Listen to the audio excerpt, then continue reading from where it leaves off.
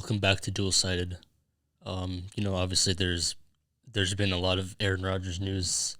It came out on draft day, which was on last Thursday on in the afternoon. So it was obviously took the everyone by surprise, and coming on draft day, which was exactly a year after the Packers just surprised everyone and took a quarterback. It was a just a bombshell that Thursday afternoon, Adam Schefter dropped a tweet that read, "Reigning MVP Aaron Rodgers is so disgruntled with the Green Bay Packers that he has told some within the organization that he does not want to return to the team." So, I mean, that came out, and that was in the afternoon. Then he wrote a report story that said that the Packers were aware of his feelings, concerned about them. The team, Mark Murphy, president, and general manager Brian Gutekunst, and head coach Matt LaFleur each flew out on separate trips to meet Rodgers at various points this offseason. So, this has been going on behind closed doors. No one has known about it. Flew out to where? In his California home. I think it's in LA, if I'm not mistaken. Wasn't one of the teams located in California? His teams of interest? Yeah, they came out, the Rams, actually, before they traded for Stafford, which was on, I want to say February, beginning February or mid-February. They inquired about his availability before trading for Stafford. And they emphatically told the Rams no, and that was the end of it. And Rodgers, 37, has not budged this offseason, but neither have the Packers, who have made it known they are not interested in trading Rodgers anywhere. And obviously on draft, before the news came out, there's a report that the Niners reached out to the Packers, and they inquired about his availability. With the third pick they had, they were willing to give that up reportedly for Rodgers, and they obviously turned them down as immediately. And guess what? How Rodgers felt about that? You're probably upset. He was very upset. Probably went up to his next choice. Yeah. After that, that's when they. That's how I feel. When the Packers turned down that offer, that's when I feel that Rodgers' team, his people, put out a list of his a list of teams that he wouldn't mind being traded to. And this is reported by Pro Football Talk Mike Florio. It was the Niners, which the Packers aren't going to trade him within the division or the conference. So that's definitely not going to happen, and it didn't. They said no right away. It was the Raiders, and then it was the Broncos in no order, as his tweet stated. And he also said that he prefers a West Coast team, being he's from California. I think Chico is where he's from. His girlfriend was obviously in Hollywood. Business.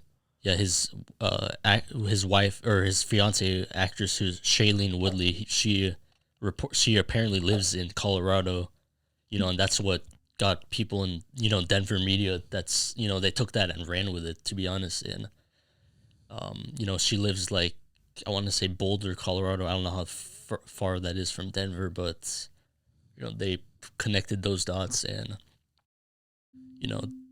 it obviously took everyone by storm, and it's been something that's been brewing for a while now. It didn't start at many point when they drafted Jordan Love, which was in the first round, the end of the first round. They traded back up and drafted him, and you can ask, how is that why would that get him mad?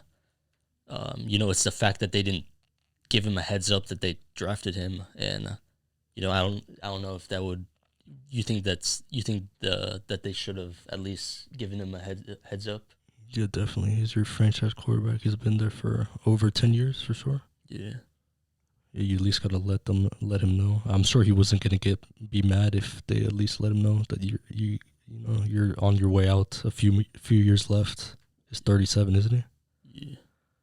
He was 36 at the time, but obviously that took him by surprise. He wasn't expecting that at all. Obviously the one that came out, that was probably the nail in the coffin, to be honest. Because they made the NFC Championship that year, so they were a few players away, none of those being a quarterback. So I could imagine how he felt when they took a quarterback with their second first-round pick, or their first-round pick. And this is a guy who's, there's no knock on him, but he's not going to play right away, which is probably why they drafted him to sit him behind. But, what player wants to be, not know his future, whether it's, it's just up in the air every season with him. And, that's what I feel like, put him over the edge. This offseason he asked for a commitment, which was more guaranteed money. They offered him an extension. He turned that down, and that's when, it started going downhill from then on too. There was a tweet by Trey Wingo, former ESPN host, that said that the Packers reportedly told Aaron Rodgers they were going to trade him in the offseason, then backed off. So, and within the last week, Rodgers told the team, trade or no trade, I'm not coming back. Buckle up, folks. So, this came out on draft day. So, there was a lot of build up to that point when the news came out.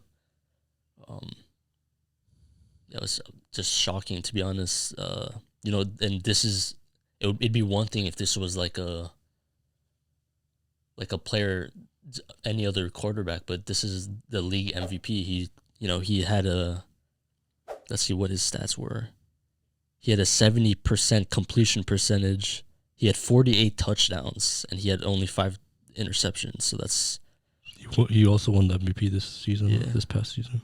So, that's arguably, if not his best season of his career. This would also be if they do end up trading him, it's going to be the first time a reigning MVP gets traded the very next season. So, this is unheard of. It's never happened. And his, obviously, Rodgers has his heels dug in. The Packers have their heels dug in, apparently. They've stated that they're not going to trade him. That they're committed to him for the foreseeable future, which, it's not a good way to put. That's not something you want to say about a quarterback who just had an MVP-like season. And let's talk about AJ Hawk, who I'm sure you've seen the Kentucky Derby this past weekend. Yeah, today he went on the Pat McAfee show, and they obviously had a lot of questions for him. Being that him and Rodgers are pretty close, and he was down there at the Kentucky Derby, being around Rodgers, and they grilled him. They asked him about how he felt. They asked him about whether the reports that were coming out were true. Starting off with the retirement rumors that were, I don't know where that started. I think Rappaport put that out there that since he's hosting Jeopardy, it would be no problem for him to step aside from football. But he told the Pat McAfee show that there's 0% that would happen. He also chimed in on the report that it came out from Charles Robinson, stating that Rodgers would not return unless GM Brian Gutekunst was fired. He did not. He said that wasn't true. That's pretty. You think that's pretty petty?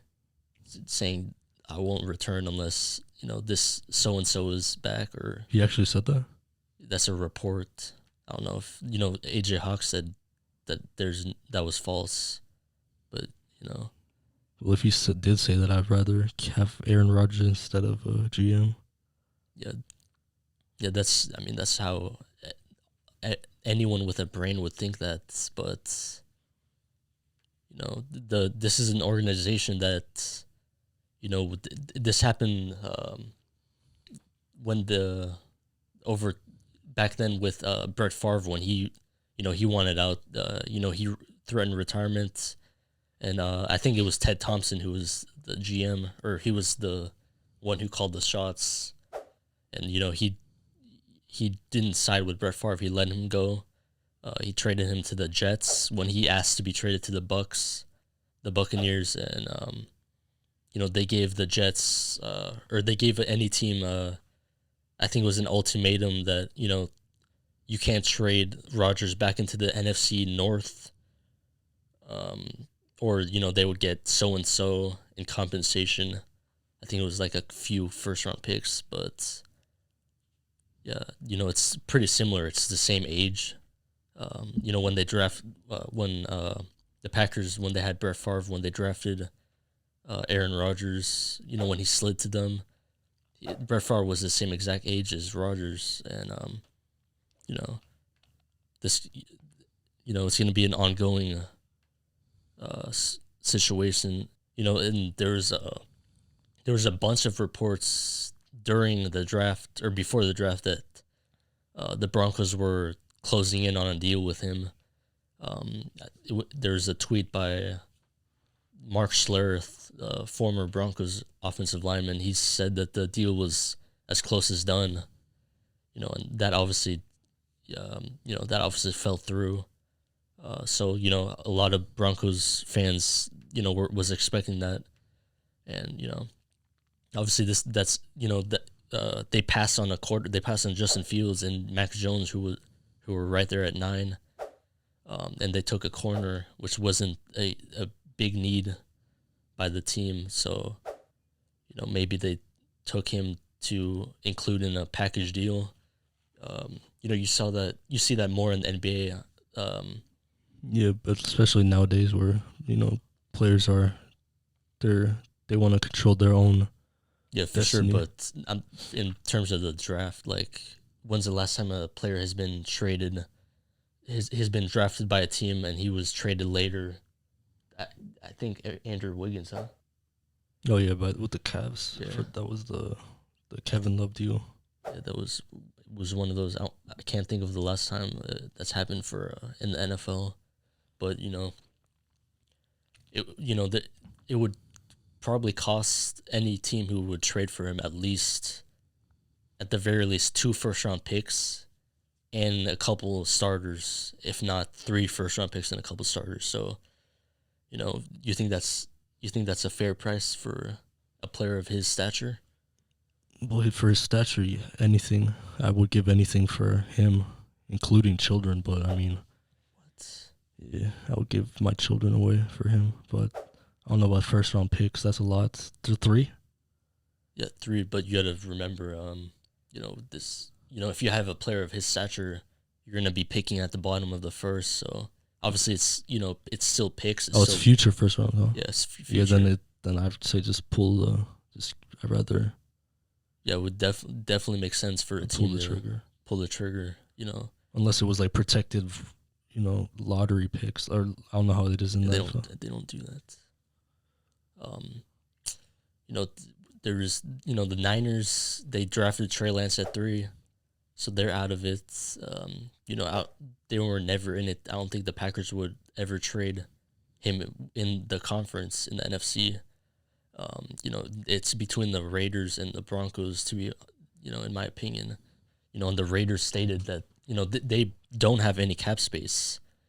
And, there was a report either today or yesterday that stated that he was intrigued by the roster. Forgot who tweeted it out, but it should be up here. And, yeah. How do you feel about that? The Raiders? The Raiders. Uh, I think he would fit. He fits good with the culture. I think Yeah, Las Derek Vegas. Carr isn't. He's not. He's on his way out, huh? No, he's actually Derek Carr is actually a really good quarterback. Yeah, but he's been injury prone, hasn't he? No, he hasn't really been. It's just that the team. It's just Gruden and Mayock. They don't. Yeah, but I'd rather have Rodgers than him. If they get Rodgers, aren't they gonna have to trade him? Do you think? Is he gonna be part of the? No, they have Jordan Love. Maybe they would take him, but yeah, maybe they would take him to put him in front of Love and have him learn. But I don't know. That's tricky. And looking at the Raiders, they don't have a good defense at all.